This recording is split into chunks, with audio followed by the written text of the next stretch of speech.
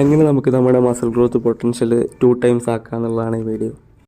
Actually ഇത് ബിഗിനേഴ്സും പലരും ചെയ്യുന്നൊരു മിസ്റ്റേക്കാണ്. നമ്മൾ എസെൻട്രിക് പോർഷൻ നമ്മുടെ എക്സസൈസിൻ്റെ കൺട്രോൾ ചെയ്യാതിരിക്കുക, അല്ലെങ്കിൽ അത് പെട്ടെന്ന് വിടുക എന്നൊക്കെ. ആക്ച്വലി നമ്മുടെ മസിൽ ഗ്രോത്ത് പൊട്ടൻഷ്യൽ ഏറ്റവും കൂടുതലുള്ളൊരു പാർട്ടാണ് എസെൻട്രിക് പാർട്ട്. അതായത് ഇപ്പോൾ നമ്മൾ ഒരു ഡംബൽ കേൾ ചെയ്യുകയാണെങ്കിൽ അതിൻ്റെ മുകളിലേക്ക് നമ്മൾ കോൺട്രാക്ട് ചെയ്യുന്ന പാർട്ടിനാണ് കൺട്രാക്റ്റിംഗ് ഫേസ് അല്ലെങ്കിൽ കോൺസെൻട്രിക് ഫേസ് എന്ന് പറയുന്നത്. ആൻഡ് ഡമ്പൽ താഴോട്ടാക്കുന്ന ഫേസിനെയാണ് നമ്മൾ എസെൻട്രിക് ഫേസ് എന്ന് പറയുന്നത്. അപ്പോൾ ഇതിൽ പ്രോബ്ലമാറ്റിക് ആയിട്ടുള്ള കാര്യം എന്താ വെച്ചാൽ, കൂടുതൽ പേരും മുകളിലേക്ക് പൊന്തിക്കുന്ന മോഷൻ മാത്രമാണ് കോൺസെൻട്രേറ്റ് ചെയ്യുന്നത്. ആരും താഴേക്കുള്ള പോർഷൻ കോൺസെൻട്രേറ്റ് ചെയ്യാറേ ഇല്ല. തീർച്ചയായും വെയിറ്റ് വളരെ ലൂസാക്കി വിടുകയും അതുപോലെ മസിൽ വളരെ ലൂസാക്കി വിടുകയും ചെയ്യുന്നവർ കുറേ പേരുണ്ട്.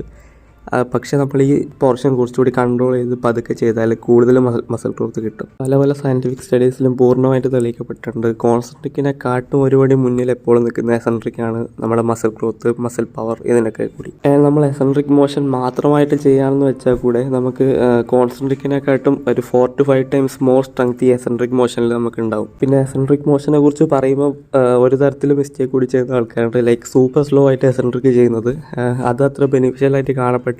ലൈക്ക് ഒരു 4 സെക്കൻഡ് എസെൻട്രിക് ഒക്കെ മതിയാവും. നിങ്ങൾക്ക് എല്ലാ എക്സസൈസുകളിലും ഈ എസെൻട്രിക് മോഷൻ്റെ കോൺസെപ്റ്റ് അപ്ലൈ ചെയ്യാവുന്നതാണ്. അതായത് നമ്മൾ കുറച്ചുകൂടി ഫാസ്റ്റ് ആയിട്ടുള്ള കോൺസെൻട്രിക് മോഷൻ, അത് ഫോളോഡ് ബൈ ഒരു കുറച്ച് സ്ലോ ആയിട്ടുള്ള ഒരു എസെൻട്രിക് മോഷൻ ചെയ്യുന്നത് വഴി നമ്മളെ മസിൽ ഗ്രോത്ത് പൊട്ടൻഷ്യൽ നമുക്ക് 2 ടൈംസ് ആക്കാൻ പറ്റും. സോ ഞാൻ ഇങ്ങനത്തെ ഒരുപാട് വീഡിയോസൊക്കെ ആയിട്ട് വരുന്നുണ്ട്. നിങ്ങൾ എവിടെ വരെ എത്തിയിട്ടുണ്ട്, തീർച്ചയായും നിങ്ങൾക്ക് ഇതിൽ വളരെയധികം ഇൻട്രസ്റ്റ് ഉണ്ടെന്ന് എനിക്ക് തോന്നുന്നു. സോ നിങ്ങൾക്ക് എൻ്റെ ചാനൽ സബ്സ്ക്രൈബ് ചെയ്യാം. അടുത്തായിട്ട് ഞാൻ ചെയ്യാൻ പോകുന്നത് ക്രിയാറ്റിനെ കുറിച്ചൊരു ഭയങ്കര കോംപ്രഹെൻസീവ് ആയിട്ടുള്ളൊരു സീരീസ് ആയിരിക്കും.